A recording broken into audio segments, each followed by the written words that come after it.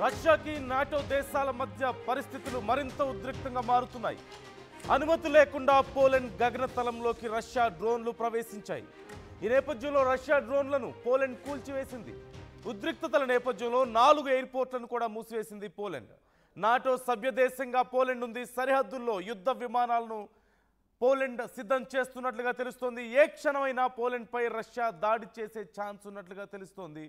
ఓవైపు ఉక్రెయిన్ మీద దాడిలో భాగంగా పోలాండ్ భూభాగంలోకి రష్యాకి సంబంధించినటువంటి కొన్ని డ్రోన్లు ప్రవేశించాయంటూ ఉక్రెయిన్ పోలాండ్ను హెచ్చరించింది. వెంటనే పోలాండ్ రియాక్ట్ అయింది. పోలాండ్కి సంబంధించినటువంటి సాయుధ బలగాలు రియాక్ట్ అయ్యి ఆ డ్రోన్లను కూల్చివేసినట్లుగా సమాచారం అందుతోంది. ఈ నేపథ్యంలో పోలాండ్ సైతం తమ రక్షణ వ్యవస్థను అలర్ట్ చేసింది. వెంటనే యుద్ధ విమానాలను సిద్ధం చేసింది. తమ నేవీని సైతం సిద్ధం చేస్తున్నట్లుగా తెలుస్తుంది. ఈ నేపథ్యంలో పరిస్థితులు నాటో వర్సెస్ రష్యా పూర్తిగా ఉద్రిక్త పరిస్థితులు నెలకొంటున్నటువంటి సందర్భం మనకు కనిపిస్తోంది. ఒక రకంగా ఉక్రెయిన్ను దెబ్బ కొట్టడం కోసమే రష్యా ఇలాంటి ఒక మూవ్ని చేసినట్లుగా తెలుస్తోంది. ఉక్రెయిన్కి పోలాండ్కి కామన్ బోర్డర్ ఉండడం అనేది మనకు తెలిసిందే. ఈ బోర్డర్ గుండా గనక ఒకవేళ వచ్చినట్లయితే ఉక్రెయిన్ను దెబ్బ కొట్టడానికి ఈజీగా ఉంటుందంటూ రష్యా భావించినట్లుగా తెలుస్తోంది. ఈ నేపథ్యంలోనే ఈ కొన్ని డ్రోన్స్ను పంపించారు ఆ బోర్డర్ పరిసర ప్రాంతాల్లో. అయితే అవన్నీ కూడా పోలాండ్ భూభాగంలో ఉండడం, వాటిని గమనించినటువంటి ఉక్రెయిన్ వెంటనే సమాచారం అందించడంతో పోలాండ్ రక్షణ వ్యవస్థలు వెంటనే ఆ డ్రోన్స్ను కూల్చివేసినట్లుగా తెలుస్తుంది. మనం స్క్రీన్లో చూస్తున్నాం. రష్యాకి సంబంధించినటువంటి డ్రోన్స్ను పోలాండ్ కూల్చివేయడాన్ని మనం గమనించవచ్చు. ఈ సమాచారం అంతా కూడా ఉక్రెయిన్ ఇచ్చినట్లుగా తెలుస్తోంది. అయితే పోలాండ్ వాటిని ముందుగానే జాగ్రత్తగా మొత్తం డీల్ చేసింది. సభ్య దేశంలోకి డ్రోన్లు ప్రవేశించడంతో అక్కడ తీవ్ర ఉద్రిక్త పరిస్థితులు వచ్చాయని చెప్పాలి. నాటో సెక్రటరీ జనరల్కు పోలాండ్ సమాచారం ఇచ్చింది. పోలాండ్ ప్రధాని డొనాల్డ్ టస్క్ దీనికి సంబంధించి ఇన్ఫర్మేషన్ ఇస్తున్నారు. తమ గగనతలంలోకి ఇలా డ్రోన్స్ని పంపించడం, తమకు సంబంధించినటువంటి ఆయుధాలు డ్రోన్స్ రావడం, తమ పర్మిషన్ లేకుండా ఉండడం ఖచ్చితంగా ఇది చాలా తీవ్రమైనటువంటి చర్యగా మేము పరిగణిస్తున్నామంటూ పోలాండ్ ఇప్పటికే ప్రకటించింది. ఈ నేపథ్యంలో నాటో దేశాలు సైతం అప్రమత్తం అవుతున్నాయి. మరి పోలాండ్లోకి ఇలా ప్రవేశించడాన్ని నాటో ఎలా చూస్తోంది? ఇప్పటికే ఉక్రెయిన్ సమస్య మనం చూస్తూనే ఉన్నాం. ఉక్రెయిన్ రష్యా మధ్య ఉన్నటువంటి సమస్యను మనం చూస్తూనే ఉన్నాం. కొంత అమెరికా ప్రయత్నాలు చేస్తున్నప్పటికీ కూడా అక్కడ పరిస్థితులు సర్దుమణగడం లేదు. చర్చల పేరుతో కొన్ని రోజుల పాటు కొంత సైలెంట్గా ఉన్నప్పటికీ ఆ తర్వాత చర్చలు జరుగుతుండగానే జెలెన్స్కీతో ఓవైపు పుతిన్తో అమెరికా చర్చలు జరిపిన తర్వాత కూడా అవి సఫలం అవ్వలేదు. కానీ చర్చలకు ఇంకా పూర్తి కాకముందే పూర్తి స్థాయిలో ఇలాంటి ఒక యుద్ధ వాతావరణాన్ని మరొకసారి మనం చూస్తున్నాం. ఒకరి మీద ఒకరు భీకర దాడులు చేసుకుంటున్నారు, ఒకరి మీద ఒకరు క్షిపణులు ప్రయోగించుకుంటున్నారు, బాంబుల వర్షం కురిపించుకుంటున్నారు. చాలామంది సివిలియన్స్ సైతం కేవలం ప్రభుత్వ కార్యాలయాలు లేదంటే సైన్యానికి సంబంధించినటువంటి స్థావరాలే కాదు, చాలామంది సివిలియన్స్ సైతం ఇరు దేశాల దాడుల్లో తీవ్రంగా నష్టపోతూ చాలామంది ప్రాణాలు కోల్పోతున్నటువంటి పరిస్థితి మనకు కనిపిస్తోంది. ఈ నేపథ్యంలోనే ఉక్రెయిన్ మీద దాడిలో భాగంగా పోలాండ్లోకి రష్యాకి సంబంధించినటువంటి డ్రోన్స్ ప్రవేశించడం ఇప్పుడు నాటోకి మరింత కోపం తెప్పిస్తోంది. ఇప్పటికే నాటో కార్యవర్గంతో చర్చలు జరుపుతున్నట్లుగా తెలుస్తోంది. ఈ నేపథ్యంలో మరి నాటో ఎలా రియాక్ట్ అవుతోంది, పోలాండ్ ఏం చేయబోతోంది అనేది చాలా ఉత్కంఠగా మారింది. సచిన్ జాయిన్ అవుతున్నారు, నా కొలీగ్ సచిన్తో కూడా ఒకసారి మాట్లాడదాం మనం. సచిన్, రష్యా చేసినటువంటి ఇది వ్యూహాత్మకంగా చేసినటువంటి ఒక ప్రయత్నం అని చెప్పాలి. ఈ నేపథ్యంలో పోలాండ్ ఇక్కడ సీరియస్ అవుతుంది. మరోవైపు నాటో సభ్య దేశాలు కానీ నాటో కూడా చాలా సీరియస్ అయ్యేటువంటి పరిస్థితి కనిపిస్తుంది.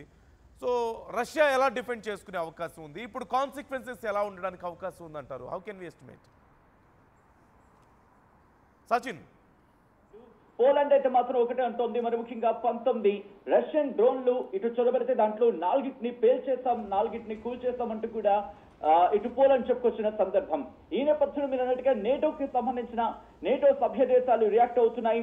ఇటు ఫ్రెంచ్ ప్రెసిడెంట్ ఇమాన్యుయల్ మాక్రోన్ ఇప్పటికే తన దేశంలో కాస్త అస్థిరత ఉంది. ప్రధాని పదవి నుంచి దిగిపోయిన పరిస్థితి. ఈ క్రమంలో దాదాపుగా కొన్నేళ్లలో అక్కడ ప్రధాని మారిపోతున్న సందర్భంలో వాళ్ళకే అస్థిరత ఉంటే ఆయన కూడా రియాక్ట్ అవుతున్నాడు. ఏమంటున్నాడు? Incursion as simply unacceptable. ఈ ఇన్కర్షన్ ని హైలీ ఇన్ఫాక్ట్ సింప్లీ అన్యాక్సెప్టబుల్ అంటూ కూడా చెప్పుకొచ్చారు. అలాగే నేటో సెక్రటరీ జనరల్ మార్క్ రూటేని మార్క్ రుటేని కలవబోతున్నట్టుగా ఆయన చెప్పుకొచ్చిన సందర్భం. దాంతోపాటు European council president Antonio Costa కూడా రియాక్ట్ అవుతున్నారు. యూరోప్ తన ఇన్వెస్ట్మెంట్ డిఫెన్స్ కి సంబంధించి తన ఇన్వెస్ట్మెంట్ ని పెంచుకుంటూ వచ్చింది. రష్యా ఈ రెక్లెస్ యాక్షన్ కి సంబంధించి తగిన బుద్ధి చెప్తామంటూ కూడా వాళ్ళు చెప్పుకొచ్చిన సందర్భం. అంటే ఒకవేళ రష్యా కనుక రెక్లెస్ గా ఏమైనా చర్యలకు దిగితే బదులిచ్చేందుకు సిద్ధంగా ఉండామంటూ ఇక్కడ సంకేతాలు ఇచ్చిన సందర్భం. దాంతోపాటు ఇంకా ఏమంటున్నారంటే కనుక శాంతి అలాగే భద్రత ఈ రెండు విషయాల్లో యూరోప్ ఎక్కడా కూడా కాంప్రమైజ్ కాదు. Peace and security in Europe cannot be taken for granted అంటూ కూడా కామెంట్ చేస్తారంటే అర్థం చేసుకోవచ్చు. దాంతోపాటు హంగేరీ ప్రధాని కూడా రియాక్ట్ అయ్యారు. వీళ్ళంతా కూడా నేటో సభ్య దేశాలు, నేటోకి సంబంధించి కీలకంగా వ్యవహరిస్తున్న దేశాలు. దాంతోపాటు చెక్ రిపబ్లిక్ ప్రైమ్ మినిస్టర్ ఫియోలా కూడా రియాక్ట్ అయిన సందర్భం. హార్డ్ టు బిలీవ్ అంటూ చెప్పుకొచ్చారు. దాంతోపాటు పోలాండ్ కి సంబంధించి మాట్లాడుకొచ్చిన సందర్భం. అలెగ్జాండర్ స్టబ్ ఫిన్లాండ్ ప్రెసిడెంట్ మాట్లాడారు. దాంతోపాటు లాట్వియన్ ప్రెసిడెంట్ కూడా రియాక్ట్ అయ్యారు. ఇక్కడ మాట్లాడుకునే సందర్భంలో నందు పోలాండ్ ఎక్కడున్నది ఒక్కసారి నేను చెప్పే ప్రయత్నం చేస్తాను. ఇటు రష్యా, అలాగే రష్యా పక్కన బెలరూస్ ఉంటుంది, బెలరూస్ పక్కనే పోలాండ్ ఉంటుంది. ఈ పోలాండ్ పైన లిథువేనియా, లాట్వియా, ఎస్టోనియా ఉంటూ ఉంటాయి. అట్ ద సేమ్ టైం వీటి కిందన అంటే ఇక్కడ యుక్రెయిన్ ఉంటుంది. సో యుక్రెయిన్ బోర్డర్ ఇటు రష్యాతో ఉంది, మరి ముఖ్యంగా ఉత్తరం వైపు. దాంతోపాటు తూర్పు వైపు ఇటు రష్యా ఉంది, ఉత్తరాన బెలారూస్ ఉంది, వాయువ్యంలో పోలాండ్ ఉంది. సో ఇలా రిలేషన్స్ ఉన్న పరిస్థితి ఉంది. సో ఇక్కడ బెలారూస్ గురించి ఎందుకు మాట్లాడుకుంటున్నామంటే ఒకవేళ గగనతలం నుంచి పంపించాలి అనుకుంటే రష్యా బెలారూస్ మీద నుంచి పంపించే అవకాశం ఇక్కడ క్లియర్ కట్ గా కనిపిస్తోంది. లేని సందర్భంలో లేదు అనుకుంటే కనుక పైనుంచి పంపించే సందర్భం. నార్వేయన్ సీకి సంబంధించి మాట్లాడుకునే క్రమంలో నార్త్ సీకి సంబంధించి అటువైపుగా బహుశా ఇప్పుడు అంటే బాల్టిక్ సీగా మాట్లాడుకుంటే అటువైపు నుంచి, లేకపోతే గల్ఫ్ ఆఫ్ బోత్నియా ఉంటూ ఉంటుంది అక్కడ వైపు నుంచి. బట్ ఇదంతా కూడా ఒక అది వేరే అంశం. బట్ ఎటు నుంచి పంపించాలనే అంశం కింద పోలాండ్ ఇక్కడ ధృవీకరిస్తుంది ఏమని ఇటు డ్రోన్లను మేము పేల్చి వేస్తామంటూ కూడా చెప్పుకొచ్చిన సందర్భం. ఇంకా ఏముంటుంది అనేది ఒకసారి నేను మీకు వివరించే ప్రయత్నం చేస్తాను. యుక్రెయిన్ తో ఇక్కడ ఇంకా లడాయి కొనసాగుతోంది. రష్యా యుక్రెయిన్ మధ్య ఆ యుద్ధం ఇంకా కంటిన్యూ అవుతూ ఉంటే ఎటువంటి అనుమతి లేకుండా పోలాండ్ ఎయిర్ స్పేస్ లోకి డ్రోన్లను రష్యా ప్రవేశపెట్టిందనేది పోలాండ్ వాదన. ఏమంటోంది? యుక్రెయిన్ ద్వారా మాకు ఇన్ఫర్మేషన్ అందింది, పోలాండ్ ముందు జాగ్రత్తగా వాటిని కూల్చేస్తున్నట్టు వాళ్లే చెప్పుకొచ్చిన పరిస్థితి. అయితే నేటో సభ్య దేశాల్లోకి డ్రోన్లు ప్రవేశించిన సందర్భం. అయితే పోలాండ్ లోకి ప్రవేశిస్తే నేటోకి సంబంధించి ఎందుకు క్వశ్చన్ వస్తుంది అనేది చాలా మందికి క్వశ్చన్ రావచ్చు. ఒకసారి నేను వాళ్ళకి క్లారిటీ ఇచ్చే ప్రయత్నం చేస్తాను. పోలాండ్ నేటోలో భాగం. నేటో దేశాలకు సంబంధించి ఒక దేశం మీద దాడి జరిగితే మిగిలిన దేశాలను కూడా గంపగుత్తగా ఏ దేశం అయితే దాడి చేస్తుందో ఆ దేశం మీదకి దాడికి వెళ్ళిపోతుంది. ఈ కారణంగానే నేటోలో చేరడానికి ఆసక్తి చూపించింది యుక్రెయిన్. సో ఈ క్రమంలోనే యుక్రెయిన్ కనుక నేటోలో చేరితే నేటోకి సంబంధించిన బలగాలంతా కూడా యుక్రెయిన్ లో మోహరించడం జరుగుతుంది. రష్యా మీద దాడికి పాల్పడే అవకాశం ఉంటుంది. ఆ కోణంలోని రష్యా యుక్రెయిన్ కు ఒప్పుకోలేదు ఇటు నేటోలో చేరడానికి. సో ఇప్పుడు అదే నేటో సిద్ధమవుతోందా, మరి ముఖ్యంగా అవకాశాన్ని చూపించే ప్రయత్నం చేస్తుంది. ఇక్కడ రష్యా రియాక్షన్ గురించి మాట్లాడుకునే క్రమంలో ఇంట్రెస్టింగ్ గానే రష్యా ఇంతవరకు నాకు అందుతున్న సమాచారం ప్రకారం ఇంకా రష్యా ఎక్కడ కూడా రియాక్ట్ కాలేదు. ఇది పోలాండ్ వర్షన్ గురించి మాట్లాడుకునే క్రమంలో ఇక్కడ పోలాండ్ ఏమంటుందనేది ఒకసారి నేను చెప్పే ప్రయత్నం చేస్తాను. తమ ఎయిర్ స్పేస్